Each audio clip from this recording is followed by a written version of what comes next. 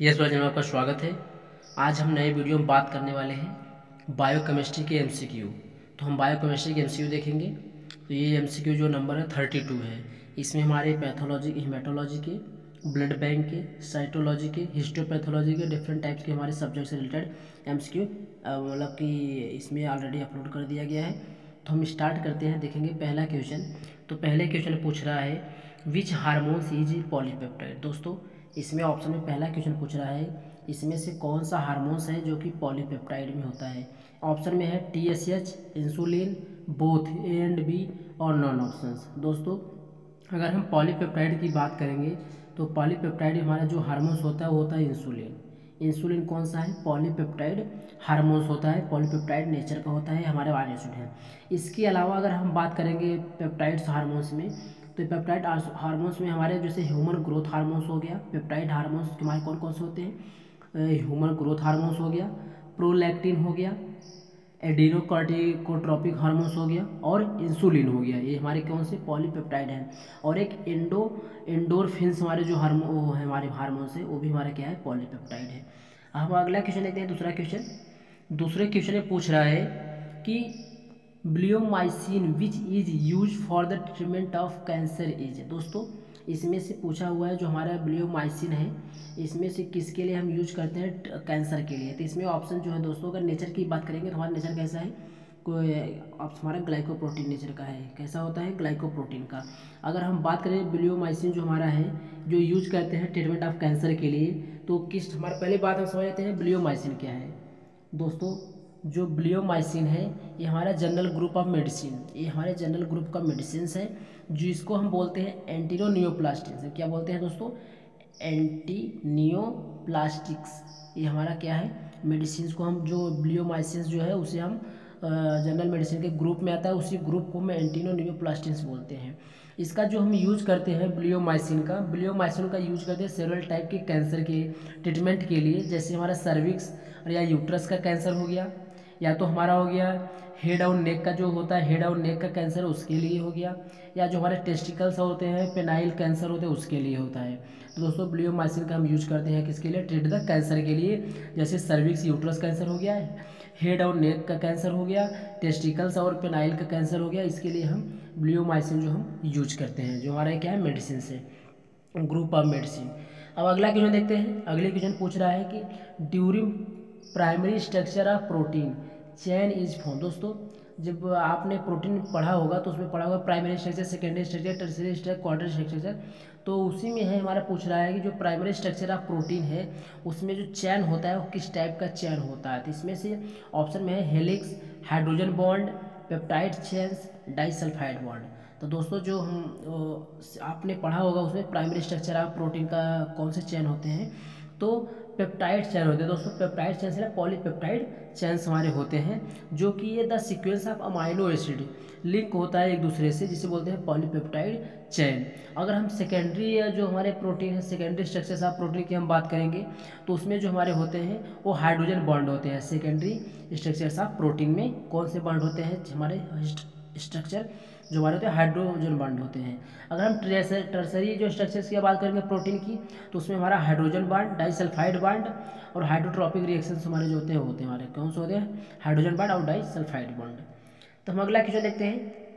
अगले क्वेश्चन पूछ रहा है कि which agent is capable for the denaturing the protein. दोस्तों, इसमें से कौन सा कैपेबल है जो कि प्रोटीन को डीनेचर्ड करता है? इसमें ऑप्शन में है हीट, हैवी मेटल सॉल्ट, एल्कलाइंस और ऑल ऑप्शंस। तो इसमें राइट आंसर जो हमारा दोस्तों ऑल ऑप्शंस। हमारे जो हीट है वो भी हमारे डीनेचुरेशन के काम को डीनेचुरिंग करेगा प्रोटीन को, हैवी मेटल सॉल्ट जो है वो भी करेगा, एल्कलाइन भी करेगा। दोस्तों, जो हमारे heat, acid, high salt concentration जो भी होते हैं ये हमारे क्या करते हैं?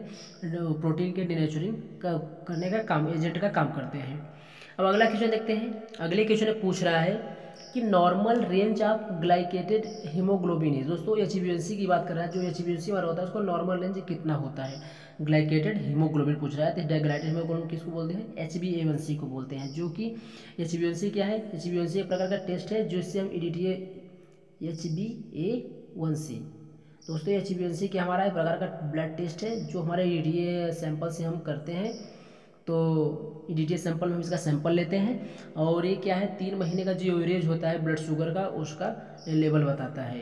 पिछला जो 3 महीने का आपका एवरेज चल रहा है ग्लूकोज का शुगर का जो आपका चल रहा है, जो डायबिटिक पेशेंट होते हैं खासकर उनके लिए HbA1c किया जाता है टेस्ट। तो इसका हम नॉर्मल रेंज की बात करेंगे तो 4 से लेके 7% होता है। आपको अलग अलग बुक में अलग अलग रेंज मिलेगा, इससे आपको कन्फ्यूजन नहीं होना है।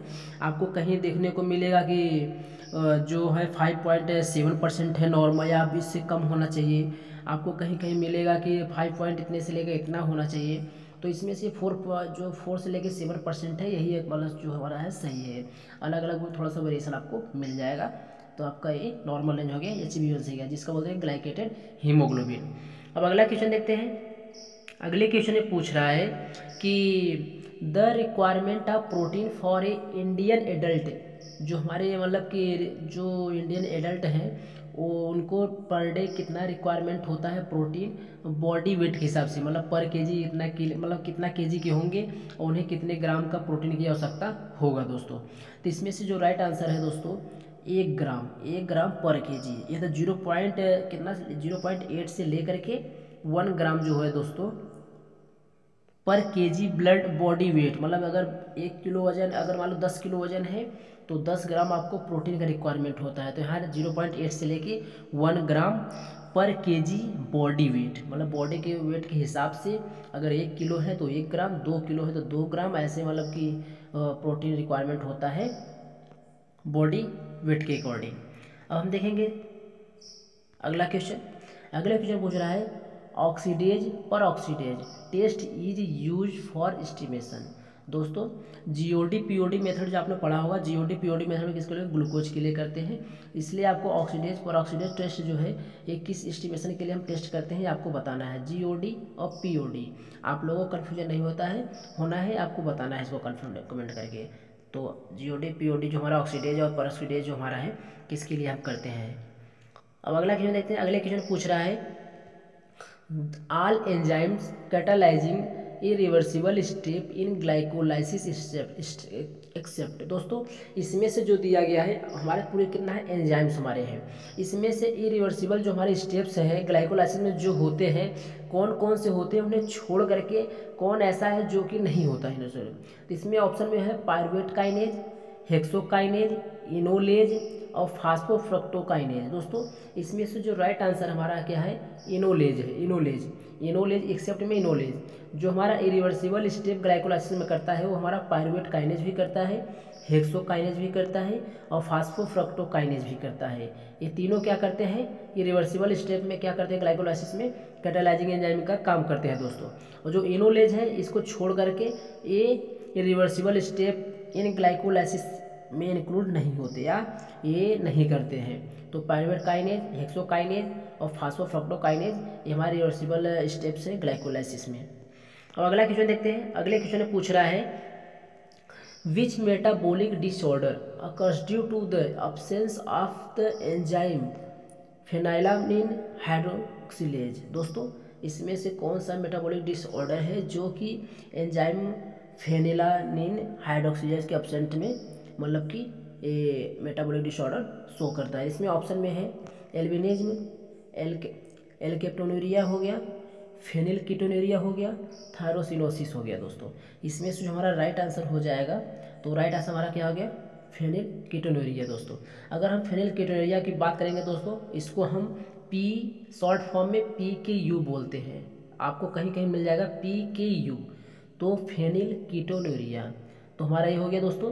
ये क्या है, ये इनहेरिटेड डिसऑर्डर है जो कि अमाइनो एसिड के डिस्टर्बेंस से हमारे जो अमाइनो एसिड है उसके डिस्टर्बेंस से या गड़बड़ से उसके ये हमारे डिजीज होता है। और ये जब खास करके इसमें बच्चे जब जन्म लेते हैं, बर्थ में डिफेक्ट होना है, जब बच्चे जन्म लेते हैं उसी टाइम में ये डिजीज होता है, मतलब बर्थ जब लेते हैं तभी या बर्थ के टाइम से ही ये क्या करते हैं वो जो हमारा सीक्वेंस अमाइनो एसिड का एक गड़बड़ हो जाते हैं दोस्तों। तो हमारा ये हो गया। एल्बिनिज्म की बात करेंगे दोस्तों, एल्बिनिज्म क्या है, ये भी इनहेरिटेड डिसऑर्डर हमारा है, इनहेरिटेड डिसऑर्डर है जो कि ये लीड्स करता है सम टाइप के हमारे जो वेरिएशंस होते हैं, जैसे कि हमारे हैविंग वेरी लाइट, मतलब वेरी लाइट हो गया, जैसे हमारे हेयर हो गया, स्किन हो गया, आई हो गया, इसमें जो वेरिएशंस होते हैं मतलब कि कलरेशन में या वेरी लाइट लाइट में, उसमें क्या करता है वो मतलब कि डिफेक्ट कर देता है इसमें। जो जैसे कि दोस्तों आप लोगों को समझ में आएगा, जैसे एल्बिनिज्म जो है, एल्बिनिज्म क्या है, एक प्रकार का ये डिसऑर्डर है। इसमें कंडीशन में क्या होता है, जो हमारे स्किन का, हेयर का और आँख का, जो हमारे आँख का, बालों का और हमारे जो स्किन है उसके कलर को क्या करता है, वो थोड़ा सा हल्का करता है उस कलर को। क्योंकि हमें पता है जो हमारा स्किन है या हमारा जो हेयर है उसमें हमारे क्या होता है, मेलानिन होता है। जो हमारे स्किन होता है उसमें कौन सा होता है, मेलानिन होता है। मेलानिन क्या होता है, इस कंडीशन में कम हो जाता है। एल्बिनिज्म में मेलानिन क्या कंडीशन जो होता है वो कम हो जाता है। तो मेलानिन जब कम हो जाता है तो इसमें क्या है कि इसका कलर जो होता है हल्का हो जाता है। और मेलानिन जो है इसका काम ही होता है क्या, कि जो हमारे हेयर है, स्किन है, आई है, उसको कलर प्रोवाइड करवाना दोस्तों। अब हम बात करेंगे दोस्तों इसका एल्केप्टोन्यूरिया माने क्या है दोस्तों। एल्केप्टोन्यूरिया का हम दूसरा नाम जो बोलते हैं उसका है क्या नाम, ब्लैक। दोस्तों इसका दूसरा नाम क्या है, सॉरी दोस्तों मैं भूल रहा हूँ, थोड़ा सा याद कर रहा हूँ। इसका जो दूसरा नाम है दोस्तों, ब्लैक यूरिन डिजीज। एल्केप्टोन्यूरिया को क्या नाम बोलते हैं, दूसरा नाम बोलते हैं जो ब्लैक यूरिन डिजीज। तो हमारे ब्लैक यूरिन डिजीज के नाम से जानते हैं हम इसे। तो इसमें हम दोस्तों राइट आंसर जो बताए थे आपको, फेनिलकेटोन्यूरिया है। अब अगला क्वेश्चन देखते हैं। अगले क्वेश्चन पूछ रहा है, metabolic disorder associated with abnormal metabolism of the tyrosine is called. दोस्तों मेटाबॉलिक जो डिसऑर्डर है, जो एबनॉर्मल मेटाबॉलिज्म होते हैं टायरोसिन, उसे हम क्या कहते हैं। तो इसमें से जो हमारा राइट आंसर हो जाएगा दोस्तों, एल्केप्टोन्यूरिया। दोस्तों एल्केप्टोन्यूरिया बोलते हैं। अगर इस ऑप्शन में थायरोसिनोमिया होगा तो उसको हम उस पर मार्किंग करेंगे इस पर। इसमें क्या बोलेंगे, एल्केप्टोन्यूरिया। अगर एल्केप्टोन्यूरिया तो एल्केप्टोन्यूरिया मारेंगे, यहाँ पे सही करेंगे। और अगर टायरोसिनेमिया है तो टायरोसिनेमियम मारेंगे दोस्तों, टायरोसिनेमिया में। अब अगला क्वेश्चन देखते हैं। अगले क्वेश्चन में क्या पूछ रहा है, अगले क्वेश्चन पूछ रहा है, which compound contain carbon, hydrogen and oxygen. इसमें से कौन सा ऐसा मतलब कि कंपाउंड है जिसमें हमारे कार्बन, हाइड्रोजन और ऑक्सीजन होते हैं। तो आप लोगों ने सभी पढ़ा होगा कि जो हमारे कार्बोहाइड्रेट होते हैं, कार्बोहाइड्रेट में हमारे कार्बन, हाइड्रोजन और ऑक्सीजन प्रेजेंट होते हैं, जो हमारे ये एलिमेंट्स हैं दोस्तों। तो राइट आंसर हमारा क्या हो जाएगा, कार्बोहाइड्रेट हो जाएगा। अब अगला क्वेश्चन देखते हैं।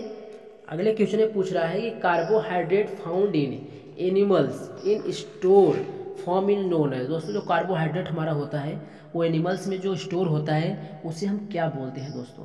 तो इसमें ऑप्शन में हमारा ऑप्शन है, ग्लूकोज है, ग्लाइकोजन है, ग्लूकागॉन है, स्टार्च है।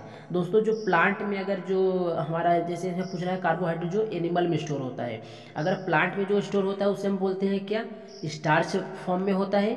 जो एनिमल में स्टोर होता है उसे हम ग्लाइकोजन बोलते हैं। तो इसमें राइट आंसर हमारा क्या हो जाएगा, ग्लाइकोजन हो जाएगा। और ग्लाइकोजन क्या हमारा पॉलीसेकेराइड एक प्रकार का है दोस्तों। हम अगला क्वेश्चन देखते हैं। अगले क्वेश्चन पूछ रहा है कि in animals carbohydrate is stored in which part of the body. दोस्तों जो हमारे एनिमल है, जो भी हमारे एनिमल्स में जो हमारे होते हैं, कार्बोहाइड्रेट जो स्टोर होता है वो किस बॉडी की मतलब किस पार्ट में होता है। तो ऑप्शन में है liver, muscles, both A and B, intestine. तो दोस्तों जो हमारे लीवर और मसल्स हैं इन दोनों में हमारा क्या होता है, स्टोर्ड होता है बॉडी में। तो हमारा राइट आंसर क्या हो जाएगा, बोथ। कार्बोहाइड्रेट जो हमारा होता है वो स्टोर्ड किस में होता है, या तो हमारे बॉडी पार्ट में, या तो हमारे लीवर में होगा, या तो मसल्स में होगा। इसलिए राइट आंसर हमारा क्या हो जाएगा, बोथ, ए एंड बी। अब अगला क्वेश्चन देखते हैं। अगले क्वेश्चन पूछ रहा है the general formula of monosaccharide. दोस्तों मोनो जो हमारे कार्बोहाइड्रेट है, कार्बोहाइड्रेट में हमारे मोनोसेकेराइड, डाइसेकेराइड, पॉलीसेकेराइड, ओलिगोसेकेराइड ये सब होते हैं ना। तो उसमें पूछ रहा है जो हमारे जनरल फार्मूला मोनोसेकेराइड होता है क्या होता है। तो दोस्तों जो जनरल फार्मूला हमारा है मोनोसेकेराइड का ये है CH2O, फिर कोष्टक में N है दोस्तों। ये हमारा जो जनरल फार्मूला होता है मोनोसेकेराइड का। तो राइट आंसर हमारा क्या हो गया, ए हो गया। हम अगला क्वेश्चन देखते हैं। अगले क्वेश्चन पूछ रहा है which polysaccharide yield one type of monosaccharide on hydrolysis. दोस्तों कौन सा पॉलीसेकेराइड है जिससे कि एक मोनोसेकेराइड मतलब हाइड्रोलाइसिस करने पर एक मोनोसेकेराइड बन जाएगा दोस्तों, एक मोनोसेकेराइड। इसमें ऑप्शन में है हाइलुरोनिक एसिड, ग्लूकागॉन मतलब ग्लाइकोजन, हेपेरिन और नॉन ऑप्शन। तो हमारा इसमें से राइट आंसर जो दोस्तों हमारा हो जाएगा, ये हमारा क्या होगा, ग्लाइकोजन हो जाएगा। ग्लाइकोजन को हम क्या करेंगे, हाइड्रोलाइसिस करेंगे तो हमारा मोनोसेकेराइड मिल जाएगा। और अगर हम बात करेंगे कि जो पॉलीसेकेराइड में हमारे कौन कौन से हैं, 3 टाइप के जिसमें हम मोनोसेकेराइड बना सकते हैं। तो इसमें से हमारा ऑप्शन में स्टार्च हो गया, ग्लाइकोजन हो गया या सेलुलोज हो गया, ये हमारे पॉलीसेकेराइड है। 3 मोस्ट इम्पोर्टेंट हमारे पॉलीसेकेराइड है जिससे हम मोनोसेकेराइड को मतलब हाइड्रोलाइसिस करके मोनोसेकेराइड हम बना सकते हैं। जैसे हमारा क्या है, स्टार्च हो गया, ग्लाइकोजन हो गया, सेलुलोज हो गया। 3 मोस्ट इम्पोर्टेंट हमारे पॉलीसेकेराइड्स हैं जो हमारे ज़्यादातर पाए जाते हैं हमारे सेकेराइड्स। कौन कौन सा है, स्टार्च, ग्लाइकोजन और सेलुलोज। अब अगले क्वेश्चन की तरफ चलते हैं। अगले क्वेश्चन की तरफ में देखते हैं तो कि इसमें लिखा हुआ है which polysaccharide yield more than 1 type of monosaccharide on hydrolysis. अब इसमें पूछ रहा है कौन सा पॉलीसेकेराइड मतलब ऐसा पॉलीसेकेराइड जिसमें मोर देन 1 एक से ज़्यादा हम मोनोसेकेराइड को हाइड्रोलाइसिस में प्राप्त होता है। इसमें ऑप्शन में है स्टार्च, ग्लाइकोजन, हिपेरिन और नॉन ऑप्शंस। इसमें क्वेश्चन पूछा है विच पॉलीसेकेराइड मतलब कौन सा पॉलीसेकेराइड है मोर than 1 type of monosaccharide of hydrolysis. Hydrolysis में एक से ज़्यादा हमें मोनोसेकेराइड जिससे प्राप्त होते हैं। इसमें ऑप्शन में है स्टार्च, ग्लाइकोजन, हिपेरिन और नॉन ऑप्शंस। तो इसमें से राइट आंसर हमारा जो हो गया दोस्तों हिपेरिन हो गया। राइट आंसर हमारा क्या हो गया, हिपेरिन। हिपेरिन एक प्रकार हमारा क्या है, नेचुरल हमारा एंटीकोगुलेंट है, नेचुरल अकरिंग एंटीकोगुलेंट है। तो आपको कभी कभी पूछ लेता है हिपेरिन, जो हमारे बॉडी के अंदर ब्लड बह रहा है उसमें हिपेरिन प्रेजेंट होता है, इसलिए हमारे बॉडी के अंदर जो ब्लड है वो क्लॉट नहीं होता दोस्तों। अब हम देखते हैं यहाँ पे अगले क्वेश्चन पूछ रहा है विच मोनोसेकेराइड्स कंटेन 3 कार्बन एटम्स। दोस्तों इसमें से कौन सा है मोनोसेकेराइड ही है लेकिन उसमें 3 कार्बन एटम कंटेंट होते हैं, उससे हम क्या बोलते हैं। इसमें ऑप्शन में है ट्रायोजेज, पेंटोजेज, टेट्रोजेज, हेक्सोजेज। तो इसमें से राइट आंसर पूछा है 3 कार्बन वाला, तो 3 कार्बन ट्रायोज में होगा मतलब ट्राई मीन्स 3, पेंटा माने 5, टेट्रा माने टेट्रो माने हेक्सो माने 6। तो इसी से रिलेटेड हमारा है कि यहाँ पे 3 कार्बन सेटअप जो हमारे हो गए ट्रायोज में हो गए हमारे क्या, तो राइट आंसर हमारा हो गया ट्रायोज। अब अगला क्वेश्चन देखते हैं। अगले क्वेश्चन पूछ रहा है कि विच कंटेन कार्बन सेटअप मतलब पेंटोज कंटेन कार्बन सेटअप। दोस्तों जो पेंटोज हमारा है, पेंटोज मीन्स 5, पेंटा मीन्स 5, पेंटो माने 5, जो 5 कार्बन कंटेंट्स होते हैं वो एटम्स होते हैं उसे हम क्या बोलते हैं। इसमें मतलब 5 कार्बन जिसमें कंटेन है, पेंटोज कंटेन कार्बन एटम। दोस्तों हमारा जो पेंटोज है उसमें कितने कार्बन एटम कंटेंस होते हैं। इसमें राइट आंसर हो जाएगा किसमें 5 कार्बन एटम हमारे क्या होते हैं, कंटेन होते हैं। अब अगले क्वेश्चन पूछ रहा है कि which carbohydrate have the general formula मतलब कौन सा इसमें से कार्बोहाइड्रेट है जिसका जनरल फार्मूला CnH2nIn होता है दोस्तों। तो इसमें से हमारा राइट आंसर जो हो गया दोस्तों मोनोसेकेराइड। मोनोसेकेराइड हमारा हो गया क्या, ये जनरल फार्मूला हमारे क्या है मोनोसेकेराइड हो गया। अरे सॉरी दोस्तों ये गड़बड़ हो गया, जो है इसमें से जनरल फार्मूला जो है किसका है, डाइसेकेराइड का है, डाइसेकेराइड हो गया। राइट आंसर हमारा क्या हो गया, डाइसेकेराइड। अगला क्वेश्चन देखते हैं। अगले क्वेश्चन में पूछ रहा है कि which carbohydrate is called ketone when the contain keto group. दोस्तों जब आप कार्बोहाइड्रेट पढ़ रहे होंगे मोनोसेकेराइड, तो मोनोसेकेराइड में जो हमारा ग्लूकोज होता है उसमें हमारा क्या होता है, एल्डिहाइड ग्रुप होता है, और जो फ्रक्टोज होता है उसमें कौन सा, कीटोनिक ग्रुप होता है। तो वही पूछ रहा है कि जो हमारा कार्बोहाइड्रेट है जिसमें हमारा कीटोन प्रेजेंट होते हैं वो किस टाइप का हमारा कार्बोहाइड्रेट है, तो मोनोसेकेराइड है। दोस्तों मोनोसेकेराइड में भी आपने पढ़ा होगा ग्लूकोज और फ्रक्टोज। ग्लूकोज जो होता है, ग्लूकोज में हमारा होता है क्या, एल्डिहाइड ग्रुप होता है, और जो हमारा फ्रक्टोज है इसमें हमारा कीटोनिक ग्रुप होता है। फ्रक्टोज हमारा है उसमें हमारा कीटोन ग्रुप होता है, और जो हमारा ग्लूकोज होता है उसमें कौन सा, एल्डिहाइड ग्रुप होता है।